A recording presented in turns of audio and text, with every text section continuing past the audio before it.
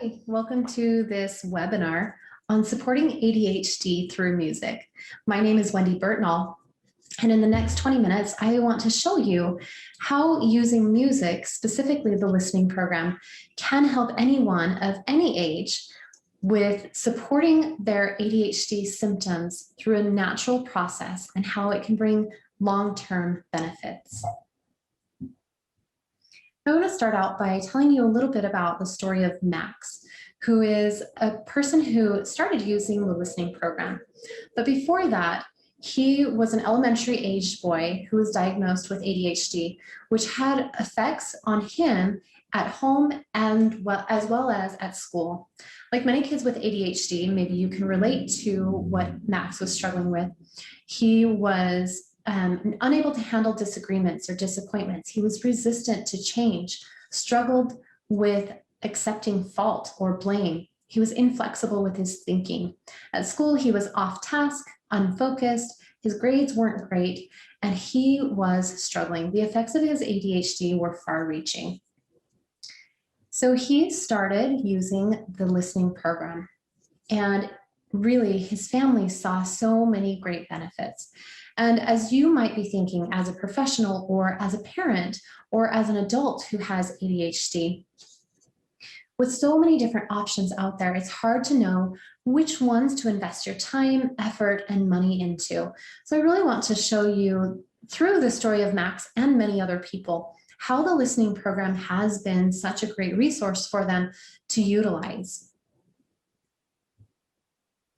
To start out, we want to say that ADHD starts in the brain. This is really important because scientists have shown that the brains of children or anyone with ADHD present differences in the frontal lobe, the brain networks, and neurotransmitters.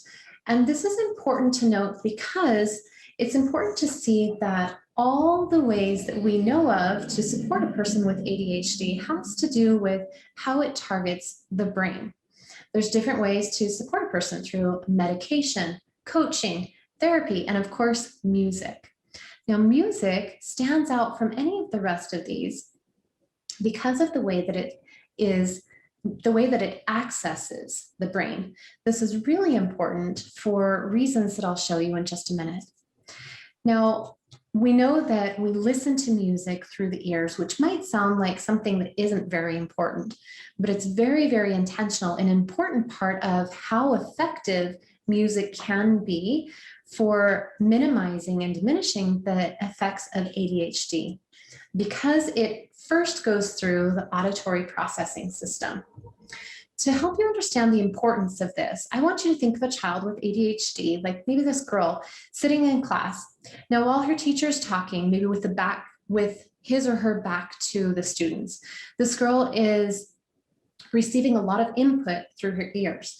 Maybe a kid in back of her is tapping their pencil. Maybe the kids outside are at recess and she's hearing the squeals and the sounds of kids at recess. Or there's rustling of papers next to her. Her ears are taking in all of this information through her auditory processing system.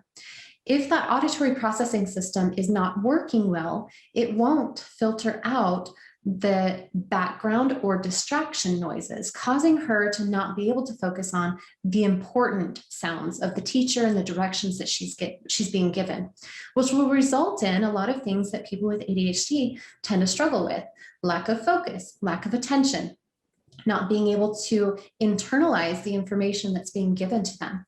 It's all because the auditory processing system is not working the way that it should. That's part of the process. So by targeting the auditory processing system, music enhances the benefits that a person can receive to minimize the effects of ADHD because it goes through the auditory processing system. Now, let me give you a real life example of why this is so important. So imagine this scenario that we'll just use as an analogy. So a friend of mine actually lives in a place with really bad air quality. They can't escape it, but because of it, their kids have allergies and asthma that are pretty severe. And for a long time, my friend and her husband initially focused on managing her kids' symptoms of allergy and asthma through medication, which actually worked fairly well. It meant that they had to really stay on top of it, though. One day the dad had an epiphany and he thought, well, if that air quality is causing my kids to have asthma and allergies, what if we improved the air quality in even just a few ways? So they purchased an air purifier for their house. They cleaned all their ductwork and they had all the filters replaced for their home. So essentially, they filtered out the things that they could control, and they were able to improve the quality of the air within the home that they were in. The cleaner air in their home actually resulted in less allergic reactions, fewer asthma attacks, and a better quality of life for their children because they focused on the cause instead of the results. That's exactly what we're doing with music, essentially, specifically with the listening program. By improving the auditory processing system, we're improving the ability for the brain or the auditory processing system to filter out background noises, being a better filter so that the brain can focus on and improve the way that it functions when it comes to taking in and processing information. Now, there was a study that actually shows how important this really is. And so it's not just something that we've come up with that we think works. There actually have been studies that have been done that show that music can improve the auditory processing system. And by doing that, it can thereby minimize the effects of ADHD. So there was this research study done in Australia on people ranging in age from 5 years old to 50 years old, all with varying diagnoses. But the one thing that they had in common is they all took a test of their auditory processing skills before listening to the program, as well as after listening to the listening program. And they were able to compare the results of those tests pre and post listening program. Now, there were 166 males included in this study, 290 females, giving them a fairly great size of a study so that they could pretty clearly gain insight from what was working or what wasn't. Each person in the study went through a very specific program, which I'll talk to you about in just a minute within the listening program. And they listened for a minimum of 2 15-minute listening sessions per day, 5 days a week for 10 months. And this is important because this is the protocol that we recommend people do as well. So on average, people completed about 100 listening hours of the listening program. The differences seen in pre-listening program and post-listening program were very great. There were large improvements seen on the post-treatment test findings compared with the initial test results. They had mentioned in this study, while the purpose was to evaluate the measurable changes in auditory processing abilities for people who listened to the listening program, the changes that took place in these participants' lives afterwards actually were not just an improved auditory processing ability, but extended to having a reduction in anxiety, greater confidence and self-esteem, improved reading and spelling, and improvement in speech and articulation, ability to focus, and executive function skills overall.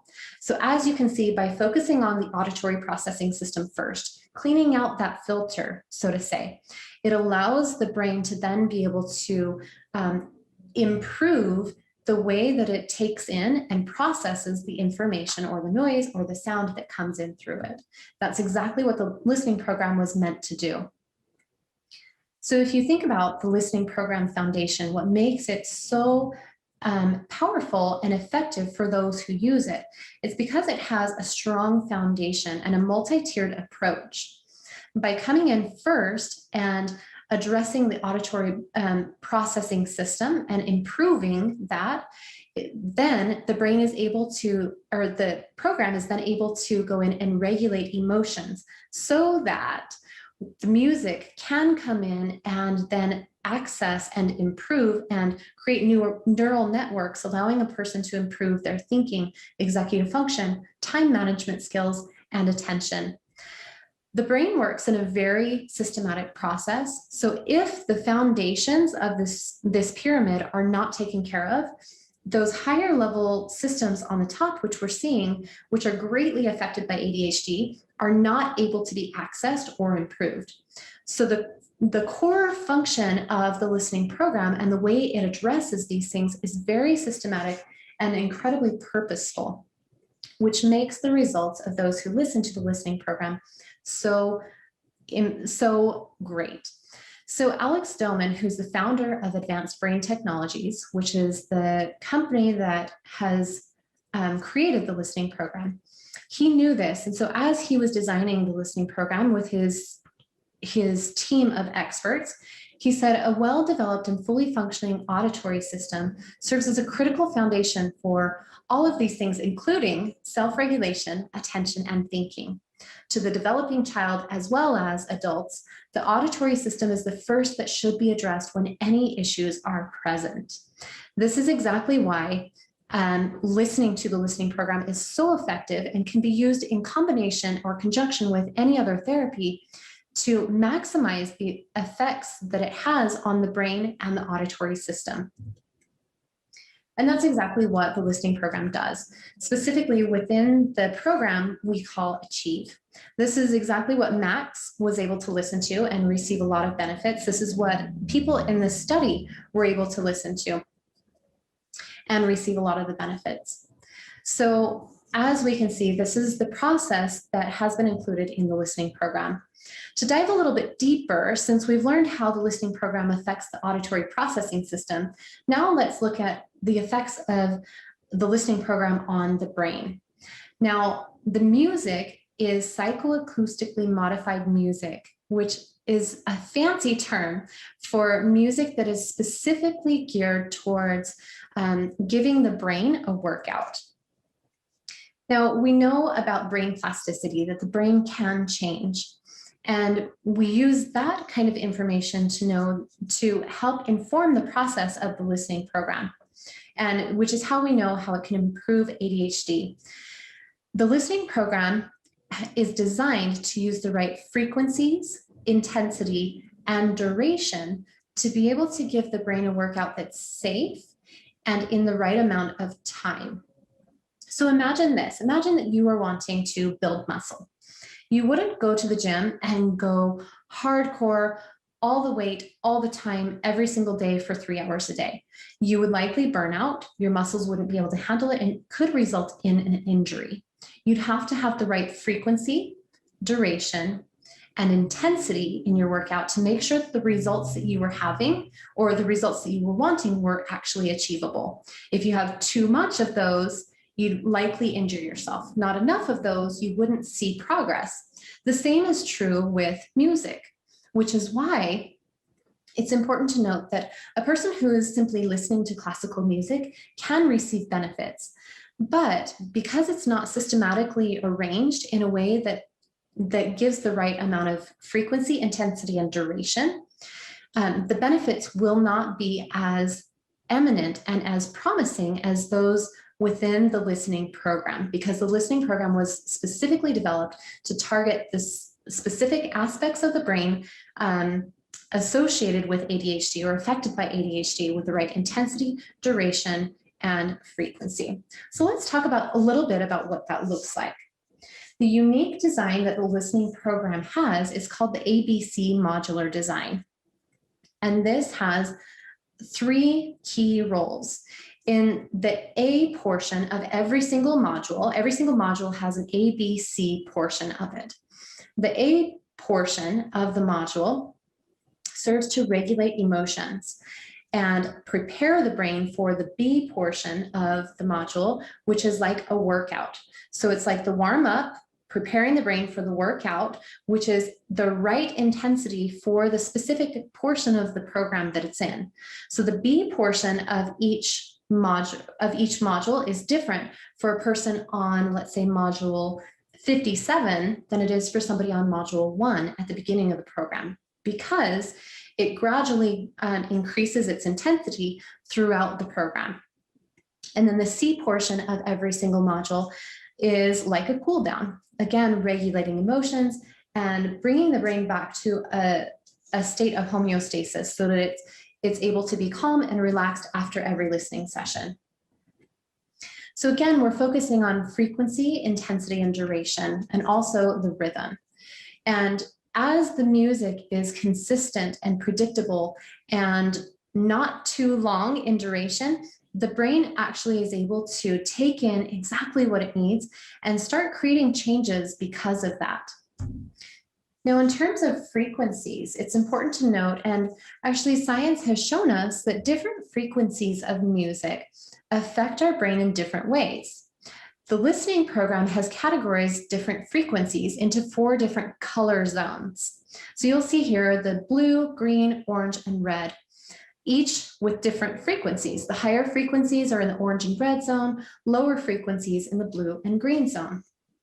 Each of these frequencies have different effects on the brain, with the orange and the red zones really focusing on and concentrating on portions of the brain that are most often associated with ADHD, which include memory, concentration, attention, executive function skills, and so forth, which is what makes the TLP Achieve program the best for anyone wanting to improve ADHD in themselves, their child, or their clients.